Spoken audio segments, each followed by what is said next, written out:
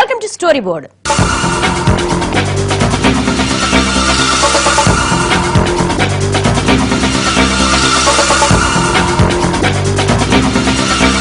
మీ అందరికీ ఓ ఛాలెంజ్. మీలో ఎవరైనా మేము సంపూర్ణ ఆరోగ్యంగా ఉన్నామని గుండెల మీద చేసుకుని చెప్పగలరా? పైకంతా బాగానే ఉన్నా మీ ఒంట్లోని అవయవాలన్నీ కల్తీ ధాటికి ఛిద్రమైపోయి ఉంటాయి. మీ లివర్ కల్తీ సరుకుల దెబ్బకు ఎప్పుడో దెబ్బతినేసి ఉంటుంది. మీ కిడ్నీల పనితీరు మందగించే ఉంటుంది. ఇదేదో సామాన్యుల సమస్య కాదు, సంపన్నులు కూడా ఈ కల్తీ బారిన పడి కొట్టుమిట్టాడుతున్నారు. మీరు అవునన్నా కాదన్నా ఇది మాత్రం కల్తీ లేని నిఖార్సైన నిజం. మీ పిల్లలకు పట్టే పాలు ఎక్కడి నుంచి వచ్చాయో మీకు తెలుసా? పుణ్యం కోసం పెట్టే దీపంలో నెయ్యి ఎలా తయారైందో తెలుసా? ఆఖరికి మీరు తినే అన్నం కూడా కల్తీయే అని ఎప్పుడైనా అనుమానం వచ్చిందా? బియ్యం, కూరగాయలు, పళ్ళు, మసాలాలు, నూడిల్స్, చాక్లెట్లు, బిస్కెట్లు, ఆఖరికి వేసుకునే టాబ్లెట్లు, రాసుకునే బాంబులు అన్నీ కల్తీలే.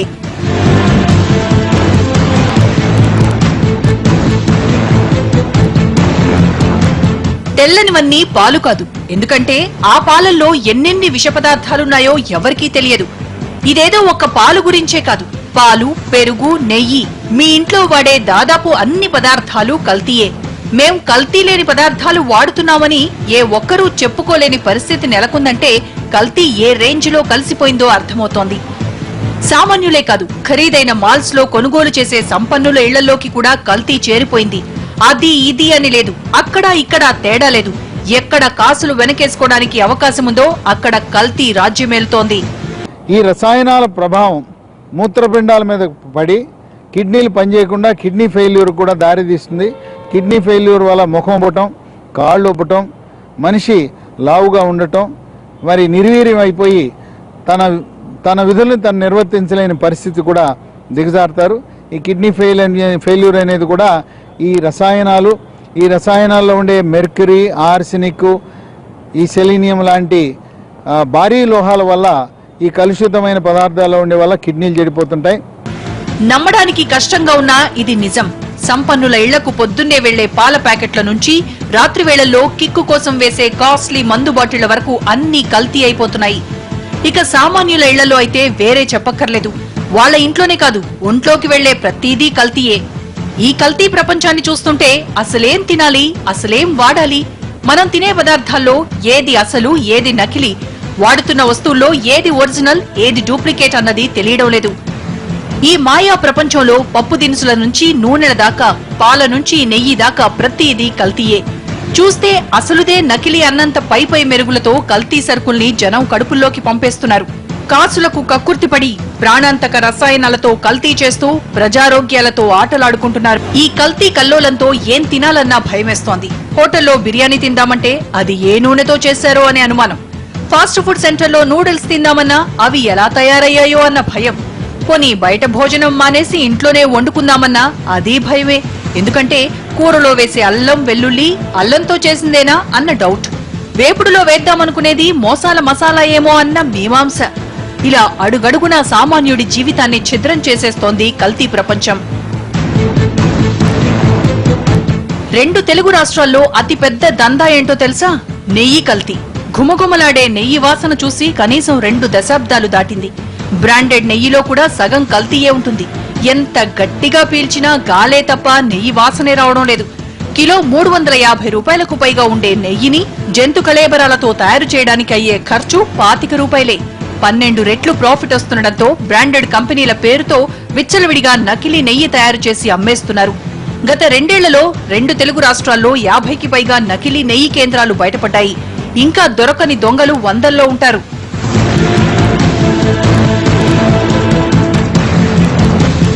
జంతు కళేబరాలతో నెయ్యే తయారు చేసిన ప్రబుద్ధులు నూనెల్ని మాత్రం ఎందుకు వదిలిపెడతారు చెప్పండి?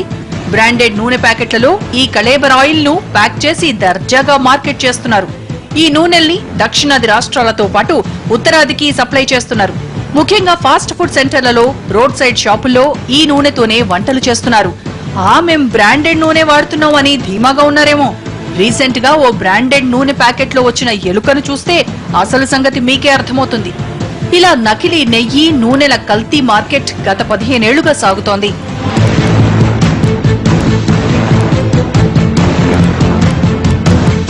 మీ పిల్లలు ఆరోగ్యంగా ఎదగాలని పొద్దున్నే తాగించే పాలు కూడా కల్తీయే. కల్తీ అంటే ఇలాంటి కల్తీ కాదు, ఏకంగా విష పదార్థాలతో కల్తీ చేస్తున్నారు. యూరియా, రిఫైండ్ ఆయిల్, పాలపొడి కలిపి ఈ నకిలీ పాలు తయారు చేసి సిటీలో పెద్ద ఎత్తున సప్లై చేస్తున్నారు. పిల్లలకి ఎదిగే శక్తి కోల్పోతారు. పిల్లలు వాళ్ళకి నిర్ణీతమైనటువంటి టైంలో ఎంతైతే గ్రోత్ ఉండాలో వాళ్ళ గ్రోత్ మైల్ స్టోన్స్ ఏవైతే ఉంటాయో అవన్నీ కోల్పోయే అవకాశం ఉంటుంది. ఎప్పుడైతే ఈ ఆహార పదార్థాల్లో కావాల్సినటువంటి పోషక విలువలు లేకుండా ఉంటాయో అల్టిమేట్గా అనీమియా, మాల్ న్యూట్రిషన్ ఇలాగా రకరకాల ఆరోగ్య సమస్యలు వస్తూ ఉంటాయి. ఈ కల్తీ పాల తయారీకి వాడే పాలపొడి కూడా కల్తీదే. ఇక అందులో వాడే నూనె కూడా కళేబరాల నుంచి తీసిందైతే ఇక ఆ పాలు తాగే మీ పిల్లల ఆరోగ్యం ఎలా ఉంటుందో ఊహించండి. ఈ పాలను ఇంటింటికి సరఫరా చేయడమే కాదు, బ్రాండెడ్ పాల ప్యాకెట్లలో ప్యాక్ చేసి అమ్మేస్తున్నారు. ఇలా చెప్పుకుంటూ పోతే కాదేది కల్తీకి అనర్హం అన్నట్లు రెచ్చిపోతున్నారు కల్తీ రాయుళ్లు. ఇది నకిలీ, ఇది ఒరిజినల్ అని తరచి చూసినా మీరు కాదు కదా, అసలు ఒరిజినల్ ప్రోడక్ట్లు తయారు చేసే కంపెనీ వాళ్ళు కూడా కనిపెట్టలేనంత పక్కాగా ఈ నకిలీ ప్రోడక్ట్లు తయారు చేస్తున్నారు. కూరలో వాడే మసా దినుసుల నుంచి స్నాక్స్ లో వేసుకునే సాస్ల వరకు అన్ని కల్తీ చేసేస్తున్నారు. చాక్లెట్లు, టాబ్లెట్లు, ఆఖరికి టీ పొడి, కూల్ డ్రింక్స్ ను కూడా వదలడం లేదు. ఆదివారం వస్తే ఇంట్లో కక్కా ముక్క కంపల్సరీ.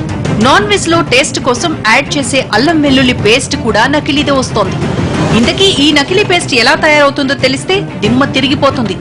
అరటి గెల మధ్యలో ఉండే కాడను తొక్క తీసి మిక్సీ చేసి లాస్ట్ లో వాసన కోసం కొంచెం అల్లం వెల్లుల్లి వేస్తే చాలు, గుమగుమలాడే అల్లం వెల్లుల్లి పేస్ట్ రెడీ. దీనికి కొంచెం కళేబర ఆయిల్ చేర్చి ఆకర్షణీయమైన ప్యాకెట్లలో వేసి 1+1 ఆఫర్ పెట్టి అమ్మేస్తే జనం ముందు వెనక చూడకుండా కొనేస్తారు.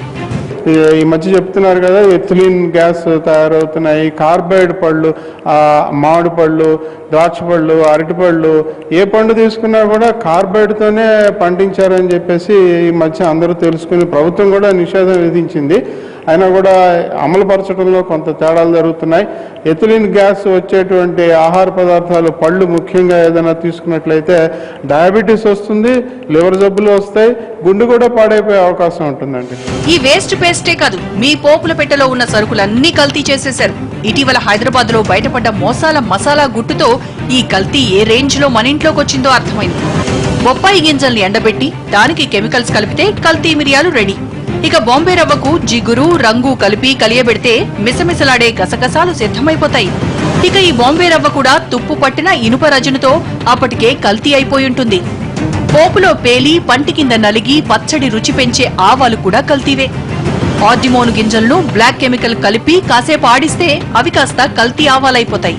చిన్న చిన్న లవంగాలను పెద్దవిగా చేసేందుకు వాలటైల్ ఆయిల్ కలిపి కాసేపు నానబెడితే నిగనిగలాడే కల్తీ లవంగాలు రెడీ.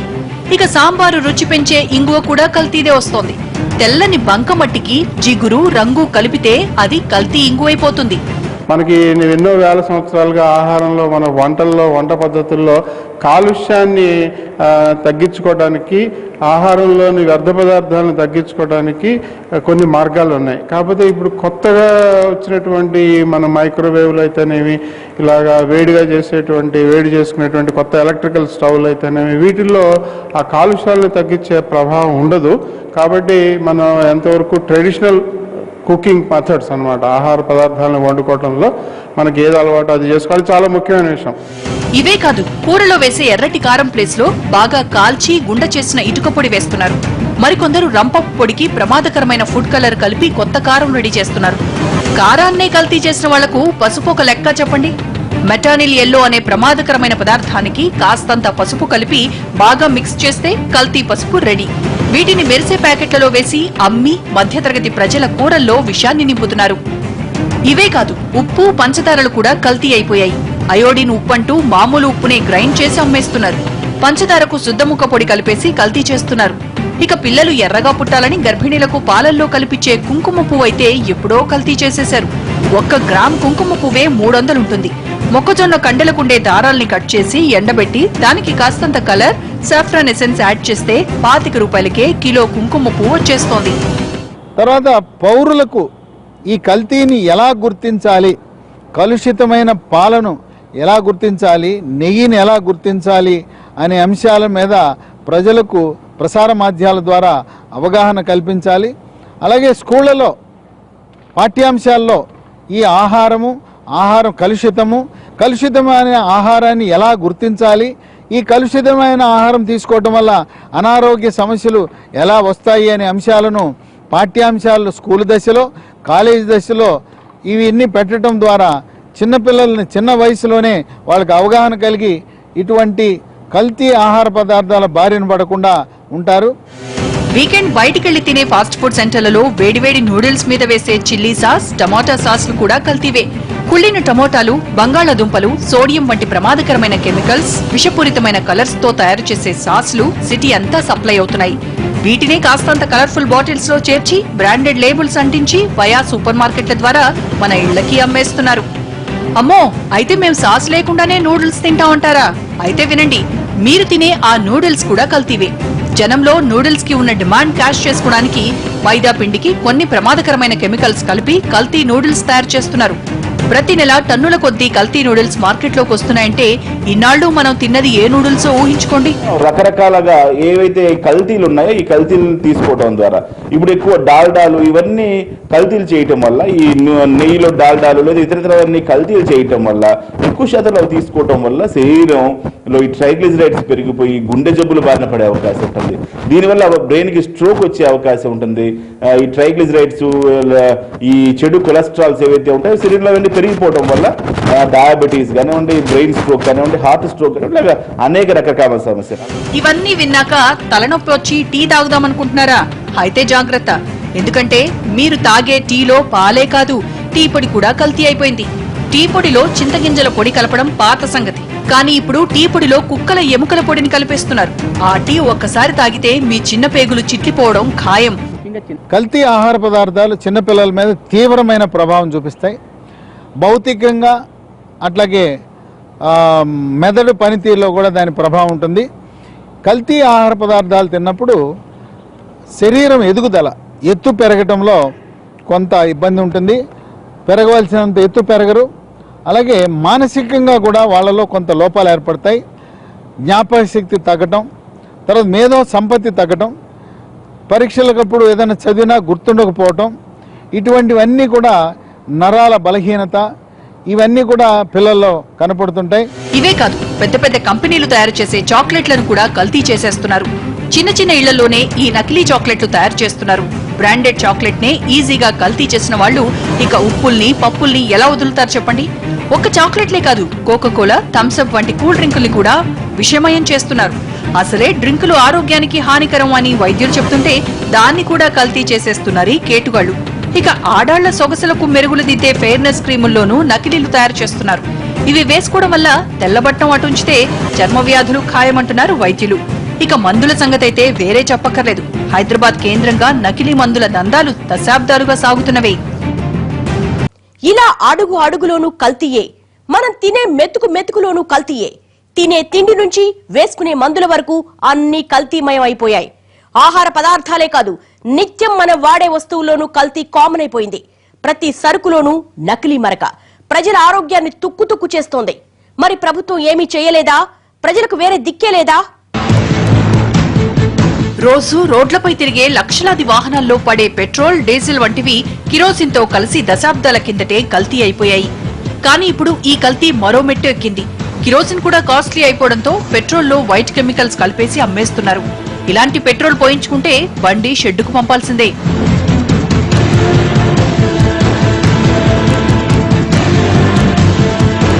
పెట్రోలే కాదు, మందు బాబుల గొంతులో పడే చుక్కను కూడా కల్తీ చేసేశారు. గతంలో విజయవాడలో ఇలాంటి కల్తీ మద్యం బారిన పడి 10 మంది ప్రాణాలు గాల్లో కలిసిపోయాయి. కాస్ట్లీ మందు బాటిళ్లలో చీప్ లిక్కర్ కలిపేసి అమ్మేసే దందాలు ఎప్పటికప్పుడు బయటపడుతూనే ఉంటాయి. ఒక్క మద్యమే కాదు, కల్లు, సారాలను కూడా కల్తీ చేసేస్తున్నారు. డీనేచర్డ్ స్పిరిట్ తో కల్తీ సారా, యూరియా, పంచదార, ఈస్ట్ వంటి కెమికల్స్ కలిపి కల్తీ కల్లు తయారు చేసి ప్రాణాలతో చెలగాటమాడుతున్నారు.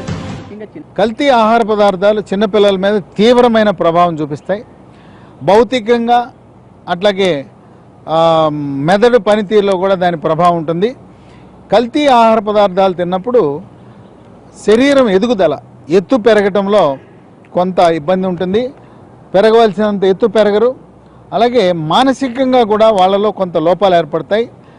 జ్ఞాపక శక్తి తగ్గటం, తర్వాత మేధో సంపత్తి తగ్గటం, పరీక్షలకప్పుడు ఏదైనా చదివినా గుర్తుండకపోవటం, ఇటువంటివన్నీ కూడా నరాల బలహీనత ఇవన్నీ కూడా పిల్లల్లో కనపడుతుంటాయి. ఇవే కాదు, పండగలకి పబ్బాలకి బంధువులకు ఇచ్చే స్వీట్స్ కూడా కల్తీవే ఉంటున్నాయి.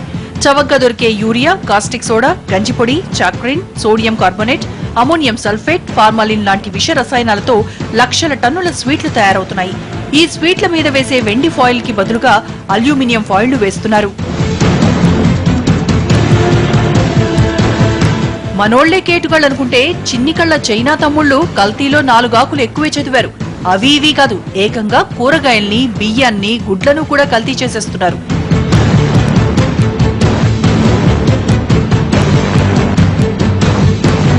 ప్లాస్టిక్ తో నకిలీ బియ్యం కూడా పెద్ద పెద్ద ఇండస్ట్రీ స్థాయిలో తయారు చేస్తున్నారు. వీటిని నేరుగా భారత్ కి ఎగుమతి చేసి కోట్లు కూడబెడుతున్నారు. ఆ అన్నం తిని మనం ఇక్కడ అనారోగ్యాన్ని కొని తెచ్చుకుంటున్నాం. ఒక్క బియ్యమేం కర్మ, ఏకంగా గుడ్డును కూడా నకిలీలు తయారు చేసేశాడు చైనావాడు. ఇలా కల్తీ జరగని అంశం లేదు, కల్తీ జరగని ప్రాంతం లేదు. ఇలా కల్తీల గురించి చెప్తూ ఉంటే మరో వారం పడుతుంది. ఇలాంటి కల్తీ ఆహార పదార్థాలు తింటే మన ఆరోగ్యం చెడిపోవడం ఖాయం. ముఖ్యంగా ఈ కెమికల్స్ ప్రభావానికి కాలేయం దెబ్బతింటుంది. ఆపై ఆ భారం కిడ్నీల మీద పడుతుంది. మొత్తంగా జీర్ణాశయం, మెదడు వంటి కీలక అవయవాలన్నీ ఒకదాని తర్వాత ఒకటి ఎఫెక్ట్ అవుతాయి. వీటి ప్రభావం జీర్ణకోశ వ్యవస్థ, లివరు, కిడ్నీలు, అలాగే చాలా అవయవాల్లో క్యాన్సర్ రావడం జరుగుతుంటుంది. ముఖ్యంగా జీర్ణకోశ వ్యవస్థ మీద దీని ప్రభావం పడుతుంటుంది.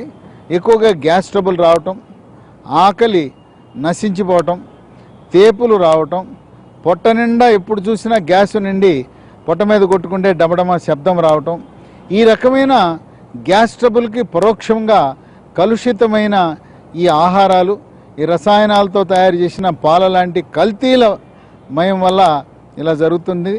అసలింత పెద్ద యంత్రాంగం, నిఘా వ్యవస్థ ఉన్న మన దేశంలో ఇంత దర్జాగా గల్లీ గల్లీలోనూ ఇలాంటి ఇల్లీగల్ దందాలు సాగుతున్నాయి. అధికారులు కాసులకు కక్కుర్తి పడితే కల్తీ ఎక్కడైనా కామన్ అయిపోతోంది. ఫుడ్ సేఫ్టీ అధికారుల చేతులు తడిపితే పేడ కూడా ప్యాక్ చేసి అమ్మేసుకోవడానికి పర్మిషన్లు దొరికేస్తాయి. 1 కోటి మంది జనాభా ఉన్న హైదరాబాద్ లో ఉన్న ఫుడ్ సేఫ్టీ అధికారులు జస్ట్ 5గురు మాత్రమే అంటే మీరు నమ్మగలరా? ఇలా అధికారులను మేనేజ్ చేసి ఈ కల్తీ దందా నడిపిస్తున్నారు.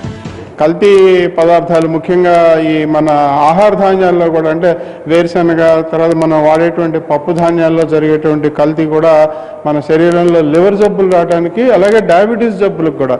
మాకు ట్రాపికల్ కాల్సిఫిక్ ప్యాంక్రిటైటిస్ అని ఒక వ్యాధి ఉండేది. ముఖ్యంగా తెలంగాణలోను, నార్త్ కర్ణాటక, ఉత్తర కర్ణాటక జిల్లాల్లోనే ఎక్కువ కనిపిస్తుంది అనమాట. దీనికి కూడా మన తీసుకునేటువంటి పప్పు ధాన్యాల్లో జరిగేటువంటి కల్తీ అని చెప్పి చాలా పరిశోధనలో బయటపడిందండి.